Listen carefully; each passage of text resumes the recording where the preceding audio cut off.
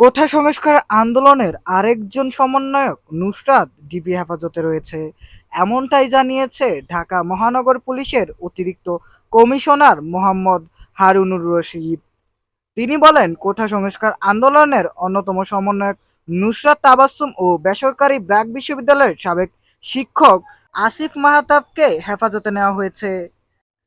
আজ রবিবার রাজধানীর মিন্টো রোডের ডিবি কার্যালয়ের এক সংবাদ সম্মেলনে এই তথ্য জানান ঢাকা মহানগর পুলিশের অতিরিক্ত কমিশনার মোহাম্মদ হারুনুর রশিদ। এ সময় হারুনুর রশিদ বলেন, নিরাপত্তার স্বার্থে নুসরাত, আসিফ সহ ৫ জনকে ডিবি হেফাজতে আনা হয়েছে। তাদের পরিবারকে উদ্বিগ্ন না হওয়ার পরামর্শ দেন তিনি। তিনি বলেন, শিক্ষার্থীদের মারধর করা হচ্ছে এমন গুজবে কান্না দিতে। বিএনপি জামায়াত যেন আর তাদের নিয়ে রাজনীতি না করতে পারে, সেজন্য তাদেরকে ডিবি হেফাজতে রাখা হয়েছে। আবার তাদেরকে কোনো কিছু করে আবার যদি তারা আন্দোলনের কোনো কিছু করতে চায়, সে কারণে আমি মনে করি নিরাপত্তার স্বার্থেই কিন্তু তাদেরকে আমরা আমাদের ডিবি হেফাজতে নিয়ে করার মতো কিছু নেই।